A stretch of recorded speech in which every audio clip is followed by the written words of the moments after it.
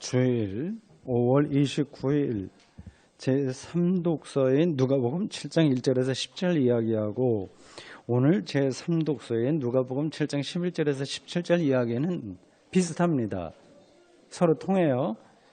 앞에 이야기는 백부장의 종을 예수님이 고치신 것이고 오늘 이야기는 예수님이 과부의 죽은 아들을 살리신 이야기입니다. 저 차이도 좀 있긴 있어요. 백부장의 종에 관한 이야기에서는 백부장의 믿음이 높이 평가되는 반면에 믿음이 있다고 강조를 하는데 과부 아들 이야기에서는 과부의 믿음이 전혀 언급되지 않습니다. 두 이야기는 어쨌든 똑같이 예수님이 특별한 능력을 통해서 놀라운 일을 행하셨다고 하는 사실에 주목하고 있습니다. 근데 앞의 이야기보다는 두 번째 게 더 강렬하죠. 이제 병에 걸린 사람 고친 것보다는 죽었던 사람 살린다고 하는 게 더 좀 강한 이야기입니다. 이 두 번째 이야기는 우리에게 무슨 말을 하려고 하는 것일까요? 예수님 일행이 나인이라고 하는 마을로 들어가는 중이었습니다. 나인은 갈릴리 호수에서 남서쪽으로 약간 떨어진 곳에 있어요. 예수님의 고향인 나사렛에서도 가까운 데에 있습니다. 예수님이 평소에 많이 오갔던 곳이 아닐까 생각이 듭니다. 예수님은 마을을 빠져나오는 장례 행렬을 만났습니다. 그 장면이 어떤지 머릿속에 그려지죠? 본문 12절은 그 장면을 다음과 같이 묘사합니다. 공동번역으로 읽겠습니다. 예수께서 성문 가까이 이르렀을 때에 마침 죽은 사람을 메고 나오는 장례 행렬과 마주치시게 되었다. 죽은 사람은 어떤 과부의 외아들이었고 동네 사람들이 큰 떼를 지어 과부와 함께 상해를 따라오고 있었다. 이 장면을 영화처럼 상상해 보십시오. 마을에서 빠져나오는 장례 행렬과 마을로 들어가는 예수 행렬이 교차되는 장면입니다. 카메라는 위에서 잡는 게 낫겠죠. 감독이라면 누구에게 카메라 앵글을 맞출까요? 예수님이 이 이야기의 주인공이지만 과부의 역할도 중요합니다.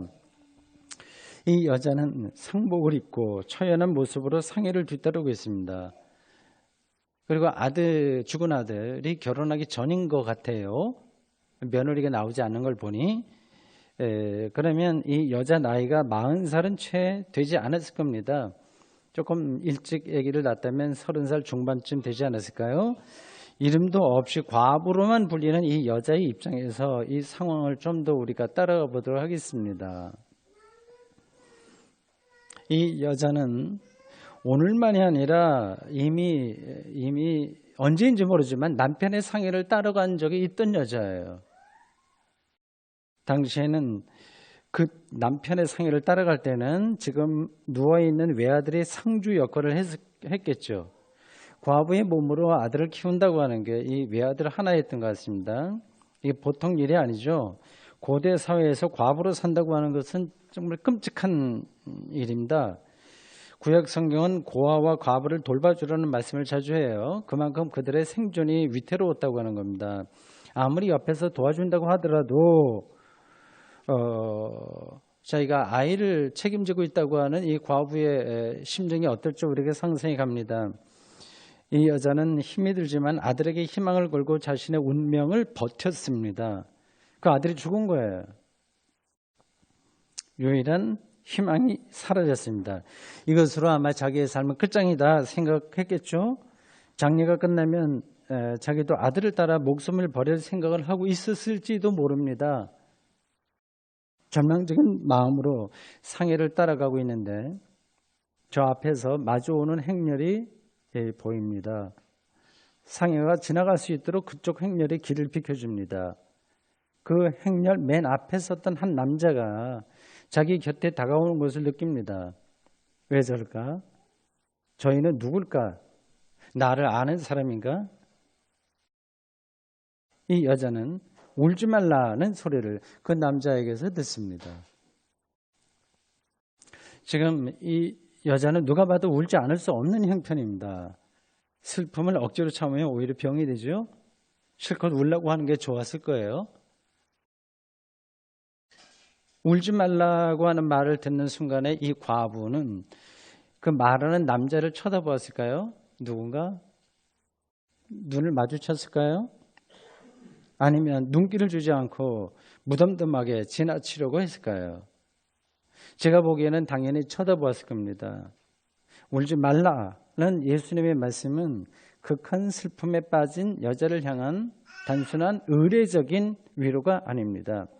본문은 예수님이 이 여자를 불쌍히 여겼다고 보도하고 있어요. 아마 좀 상상력을 발휘해서 본다면 앞으로 당신 자신이 십자가 처형을 당하게 될 때 영혼이 무너져 내렸을 어머니 마리아를 미리 예상했을지도 모릅니다. 똑같은 말이라고 하더라도 누구에게 듣느냐에 따라서 그 말의 무게는 완전히 달라집니다. 나를 따르라는 명령을 들었을 때 자신들의 모든 것을 포기하고 예수님을 따랐던 제자들처럼 이 여자도 똑같은 무게의 말을 지금 이 순간에 들은 겁니다. 예수님에게서 자신의 영혼 전체를 위로하는 말씀을 경험한 거죠. 이런 경험은 흔한 게 아닙니다. 우리는 다 의례적이고 상투적인 말만 하고 살죠. 이런 경험은 특별합니다. 일생에 한 번 있을까 말까 하는 그런 경험입니다. 울지 마라.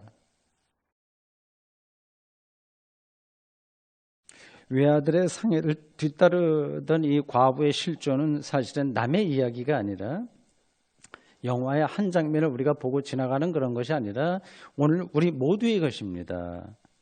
실제로 이런 운명에 떨어진 이들이 적지 않습니다. 생존의 토대를 잃은 사람들입니다. 요즘은 특별히 더 그런 것 같아요. 뉴스를 보기가 불편할 정도로 끔찍한 일들이 우리 주변에서 계속해서 일어나고 있습니다.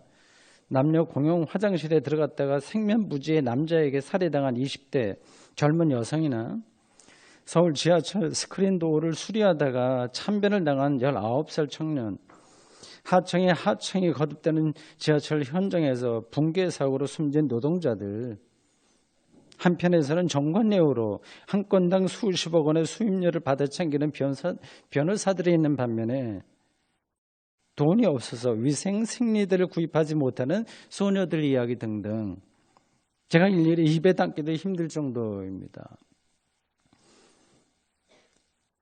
2년 전 세월호 유족들의 심정이 바로 오늘 본문에 나오는 과부의 심정과 같지는 않았을까요?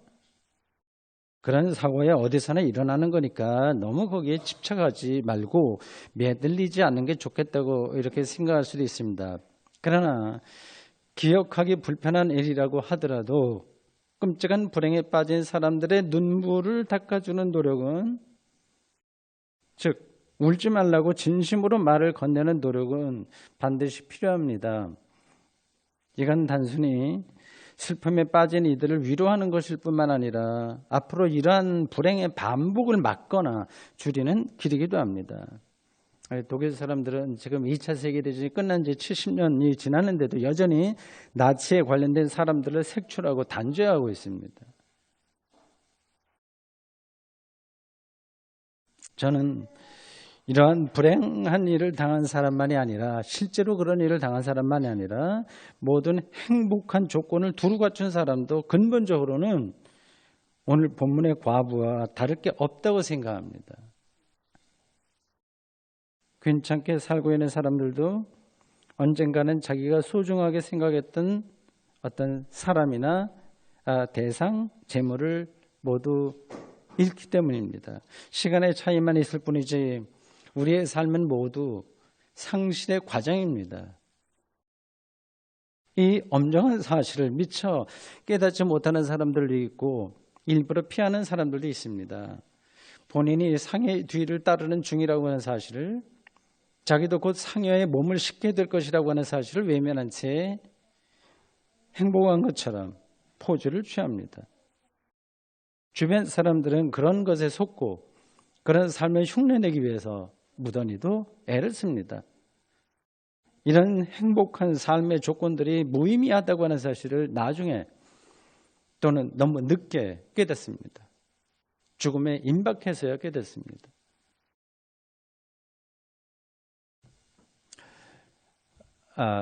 당신 설교하는 사람, 특별히 교회 창립 13주년이고 즐겁고 좋은 날인데 너무 삶을 비관적으로 생각하는 거 아니냐, 우리 아직 현실로 다가오지 않은 불행을 미리 걱정하면서 살려고 하는 것 같은데 그 어리석은 거 아니냐 이렇게 생각할 분들도 있을 겁니다. 잘 보십시오. 본문에 나오는 과부가 겪고 있는 참척의 고통은 운이 나쁜 이들에게나 일어나지 운이 좋은 사람에게는 일어나지 않는다는 생각은 착각입니다. 이미 모든 이들의 현실 삶의 외아들을 잃은 과부의 운명이 죽음의 그림자처럼 비밀한 방식으로 개입되어 있습니다. 그러한 불행은 미래가 아니라 현재입니다. 좀 쉽게 생각해서요.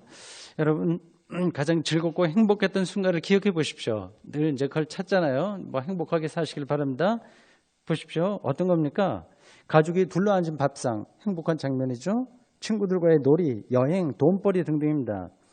자기가 좋아하는 가수의 라이브 공연장을 가거나 영화관에 갔다가 봅시다. 또 즐거운 순간들이에요.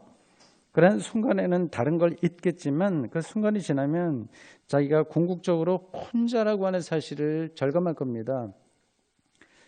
좀 더 예민한 사람들은 그런 즐거운 순간에도 그 자리에 있으면서도 이미 자기가 상해를 따라가는 과부처럼 절대 상실감에서 벗어날 수 없다고 하는 것을 느낄 겁니다. 동창들이라든지 아니면 이런저런 사람들의 모임에 가서 겉으로는 웃고 떠들지만 겉으로는 그렇지만 속으로는 모두 울고 있습니다. 이게 피조물로서의 인간 실존입니다. 저도 이 엄정한 사실 앞에 설 때마다 바울과 마찬가지로 로마서 8장 23절에 말하는 것처럼 탄식하지 않을 수 없습니다.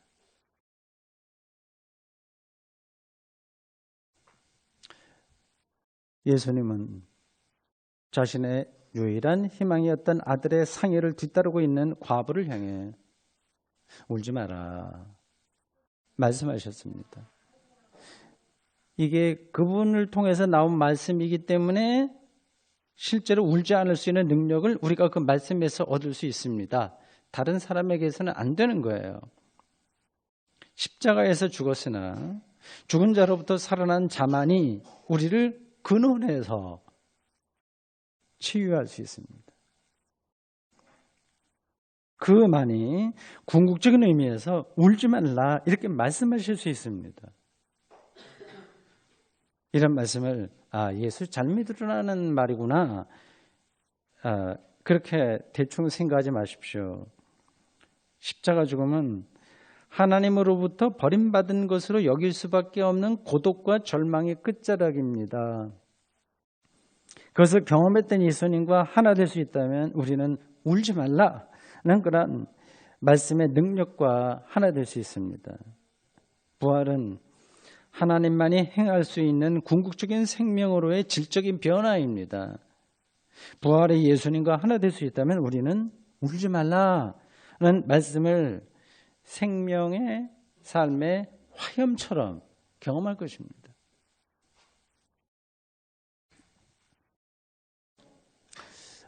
오늘 본문에서 예수님은 많은 말씀을 안 하셨어요. 딱 두 마디 말씀하셨습니다. 한 번은 이 과부에게 한 이야기고요. 다른 한 번은 이 죽어 상해에 누워있는 이 소년 혹은 청년에게 한 겁니다. 저는 이 아들의 입장에서 이 상황을 다시 한번 생각해 보았습니다. 이 아들이 몇 살인지 그리고 어떻게 죽게 되었는지에 대해서 본문은 말하지 않습니다. 저는 근데 우리가 이렇게 저렇게 이 아들의 입장을 생각을 할 수 있어요. 이 아들은 아버지의 죽음을 이미 기억하고 있는 아들이었어요. 아버지가 먼저 돌아가셨어요. 호르몬이와 함께 어렵게 살다가 이제 조금 이제 컸는데 이제 죽게 됐습니다. 사고인지 병인지요. 그 죽음에 임박해서 이 아들은 혼자 남을 어머니를 생각했을 겁니다. 당연하지 않습니까? 도저히 받아들일 수 없는 상황입니다. 결국 그는 상해에 눕게 됐습니다. 그러나 사실은 완전히 죽은 것은 아닙니다. 뇌파를 검색할 수 있는 기계 장치가 없던 고대 사회에서는 심장이 멈추거나 호흡이 멈추면 죽은 걸로 알았습니다. 살아날 가능성이 있는 사람까지 무덤에 묻힌 일들은 많았어요. 많다기보다도 없지 않았습니다. 이제 그런 경우겠죠. 이 아들이요. 관에 들어가 상에 올라타고 마을을 빠져나가는 이 청년 혹은 소년은 조금씩 의식이 돌아오고 있었을지 모릅니다. 지금 내가 어디 있는 건가? 일어나서 빨리 어머니를 만나야지 이렇게 마음을 먹지만 가위 눌린 것처럼 몸을 움직일 수가 없습니다. 오래전 아버지가 타고 가던 그 상에 이게 바로 내가 누워있구나 하는 사실을 깨닫습니다. 이렇게 내 삶이 끝나는 건가? 그때 그의 귀에 어떤 소리가 들립니다. 청년아, 내가 내게 이르노니 일어나라. 이 청년 이야기도 남의 것이 아니라 바로 우리의 것입니다. 우리는 겉으로 생생하게 살아있는 것 같습니다. 할 일도 많고 재미있는 일도 많죠? 그렇게 사십시오. 시간이 아까울 정도로 많은 일에 우리가 매달리고 있습니다. 스마트폰 시대는 어느 한순간도 한눈을 팔지 못할 정도로 많은 세상살이의 정보들이 대다수는 필요 없는 거지만 우리를 지배합니다. 이게 실제로 살아있는 걸까요? 가위에 눌려 있는 건 아닐까요? 여러분들도 가끔 가위에 눌린 경험이 좀 있었을 겁니다. 무서운 대상이 앞에 버티고 있는데 도망갈 수가 없는 거예요. 꿈속에서. 자신의 꿈을 꾸고 있다고 하는 사실을 어렴풋이 느끼고 깨어나려고 몸부림을 치지만 그게 잘 되지 않습니다. 헛소리를 지르고 식은땀을 흘립니다.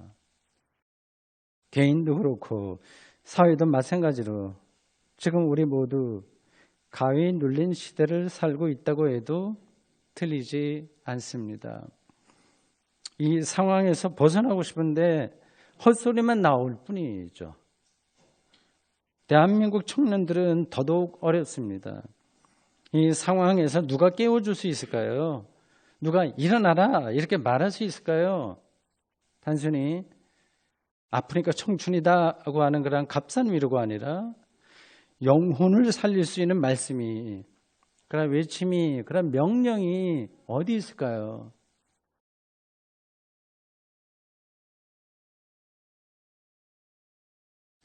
과부의 아들을 살린 또 하나의 다른 이야기는 오늘 제1독서인 열왕기상 17장 8절에서 24절에 나옵니다. 엘리야에 대한 이야기예요.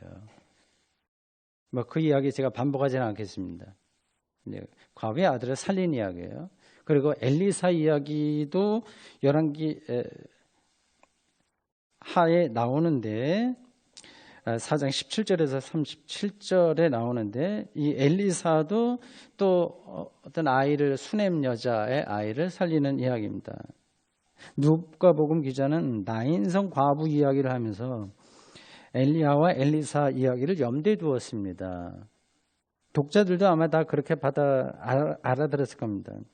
예수님은 엘리야와 엘리사처럼 하나님의 위대한 선지자라고 하는 걸 말하려고 하는 거예요.